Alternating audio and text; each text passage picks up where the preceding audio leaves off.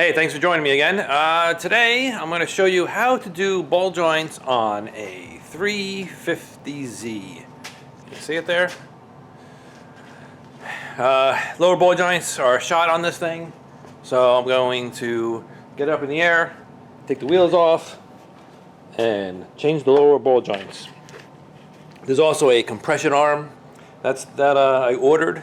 I haven't received it yet, and I'll be doing that too, but that'll be a different video because I don't have the part yet.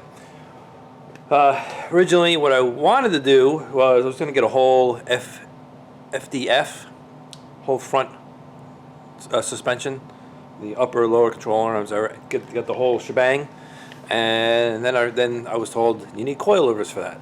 I don't have coilovers, and I checked with the manufacturer, and they said, yeah, you'll get some binding if you don't have coilovers. So coilovers has to be one of the first steps before I start doing all that. What I did do was I ordered a GK Tech angle kit in the front. Hopefully I don't get any binding with that thing, with the stock struts in the front. So we'll see what happens there. So let me get this thing up in the air and get this ball joint taken off. So I got the passenger side ball joint done. I want to show you what I had to do to get this on there. Here's the old, look at this. This is kind of, oh wait, well it was loose until I had a bang on it. It's floppy. It shouldn't be able to move like that.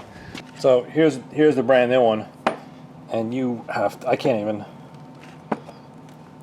even move it with pushing down on here. So that's a good one. And you can see this one is just all loosey-goosey. So that one's actually trash. Throw in the garbage. That one had, so the new ball joint comes with this new cone. I was reading online, people say don't use that one, use the original one that came with it. So I pried the original one off of the old ball joint, and it's the same as the new one.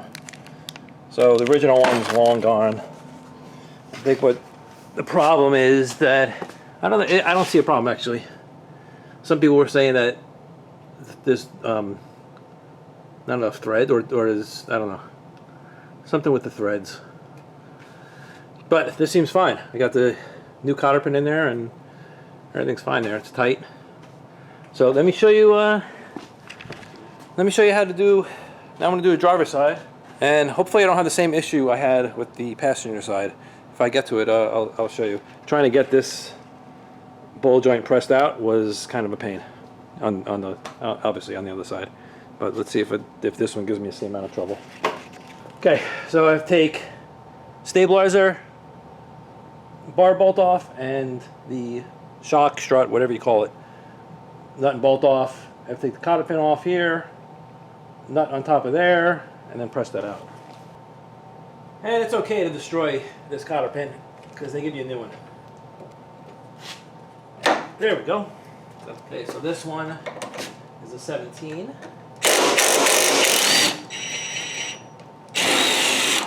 This one's a 17. And the ball joint size looks like it's a 19.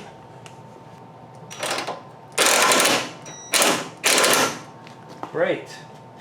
So this one is just spinning inside. So the whole ball joint is spinning inside here.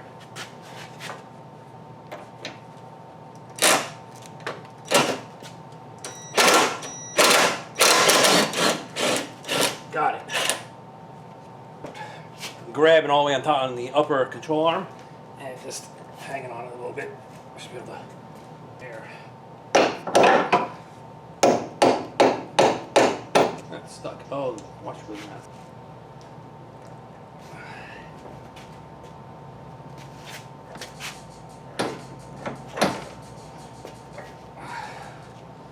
it's almost there. There we go.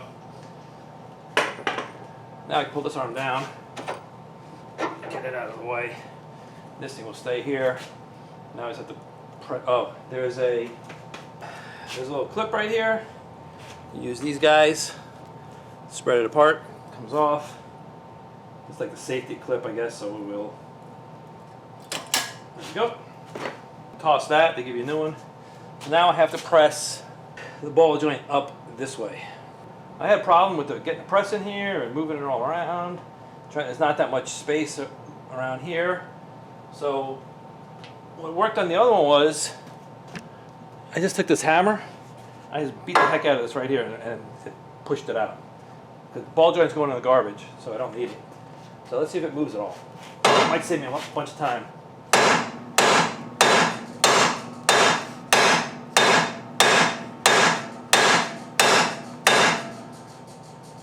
No, didn't move. Okay, let's try pressing it. So you have to figure out which combination of cups you can put on there. Not that one. Yeah, so I got like a medium-sized cup. It's not big enough. This should be able to fall through the ball joint, and it can't. This is the next size I have. Put that on there. It goes around it. This thing on here. Then on the bottom, this goes on here. The ball joint will get pushed up through here.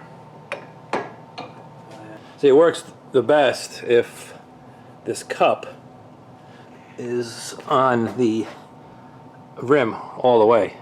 So I probably need to get another cup that's a little bit smaller. Have it go just on the rim of the lower control arm. You know, just go around here. But this is really not that much space to grab it. So I'm gonna try this.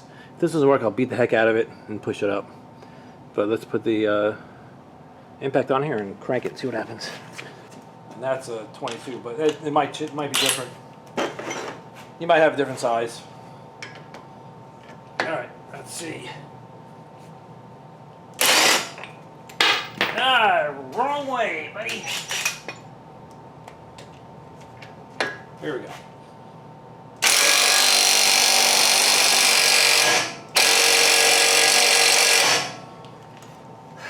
And it's not moving.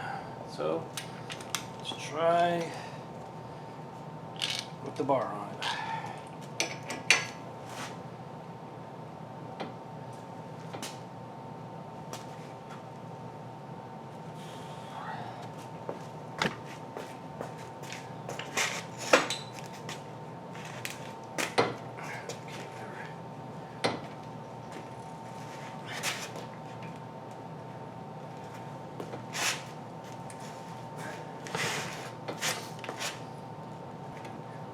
This is the most difficult part of the whole thing. Oh, it went in a little bit. Let's see what's happening over here. See if this will work.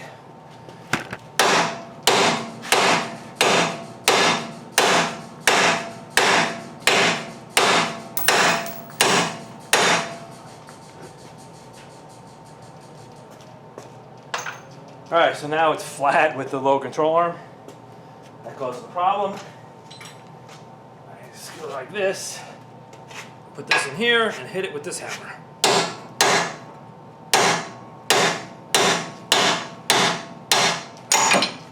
There you go. So really, you can probably just hammer the heck out of it and go in. And here's the old one. Look at that. No good. You can see what I did to it when I hit it with the hammer. There was a grease fitting there. Next thing I'm going to do is I'm just going to come in here and file this down a little bit. Get any ridges off.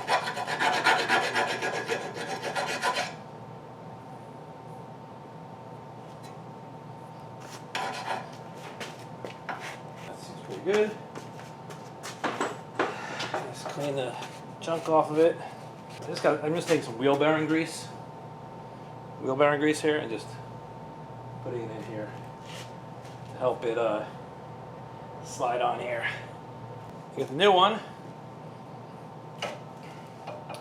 And I'm going to make sure that I had a problem with that side where the hole is. This whole thing will spin, but I'm going to try to put it where I can get the cotter pin in. I had the cotter pin, it was stuck right against here, so it was a pain. So I'm going to put it so where I can get to it easily. And then what I do now is just press it in. So I'm going to use this smaller cup, goes right on like that. And it hits right on the edge of the hits right on the edge of the ball joint. I'm going to use this on the other side, so it'll stick out a little bit through when it comes through the control arm, and it'll sit in that pocket. So put this here. Now, just tighten this down. You should pull it right in.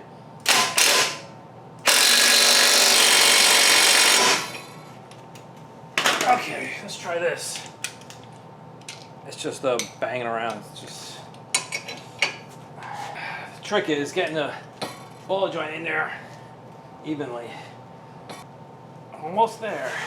I'm just checking to make sure the stud is not binding. Okay.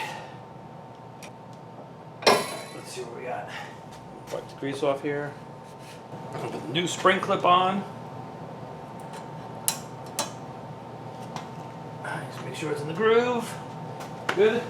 New castle nut on, so you can see the castle nut. It's got slots in it. That's where the cotter pin goes through. Oh, forgot. Got to put the cone on. Put the control arm up.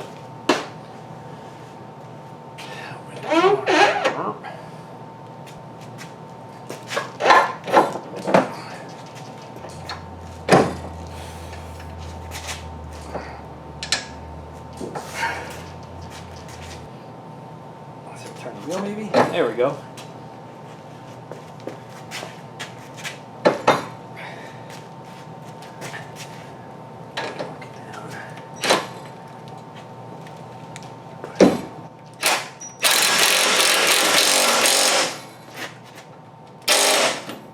I need to tighten it just a little bit more. Get the cotter pin in. Trying to line up the hole. Okay. Need a cotter pin. There you go. Now I put this on. There we go. Bolt goes through. Washer goes on that side. I didn't realize it goes on the other that side. These things are shot too, but I'm not replacing them right now.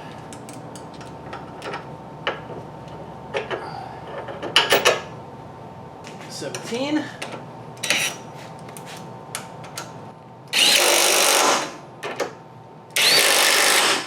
Like that. Go over here, take this one off.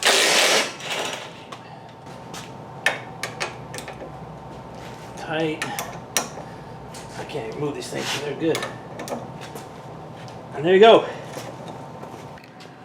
New ball joint. These ball joints don't have a grease fitting, which I didn't realize, but I did buy, I bought Moog, so part number K500398. So that's that. Okay, well that's it. That's how you do ball joints on these 350Zs, or probably also the G35s too. Eventually, like I said, I'm gonna get whole suspension set up. We'll see how far I get into drifting. I'm trying not to spend a fortune on doing stuff. The next big expense will probably be getting rid of these old shocks and getting some coilovers on there. It seems like no matter what I want to do, I need to do coilovers. I did buy an angle kit for it, a GK Tech kit. Found it for a really good price. So that'll go on here, and hopefully it doesn't bind if it turns too much. The other thing, when you get coilovers, you get the true coilovers, you can get rid of this big spring pocket right here. This whole lower control arm, you can get rid of it, and you can put a nice small lightweight one right there. And I guess you get rid of all this, you know, you get rid of the spring, get rid of the pocket, get rid of that bump stop, and the coilovers would go right there. I'm not sure how do you adjust them in a convertible. All the ones that I see, coilovers, it says accept convertible. So I don't know. I know on the coupes you have it where you can, I guess maybe you drill a hole or whatever in the upper frame up there. I don't know what happens here. I don't know where, straight up, I don't know where that goes. Does it come out the side of the car? I don't know. Okay, well, thanks for watching, and if you like this video, go ahead and hit the like button, and please subscribe, and hopefully maybe this helped somebody out if they were looking at how to do their the ball joints on this thing, on the 350Z. And it was fairly easy. I think if I did it again, I would just hammer that. Instead of trying to press it out, I would just hammer it out. It took a couple blows and it was so much easier. Okay, thank you, and subscribe, like, and share this video. Thank you very much. Bye.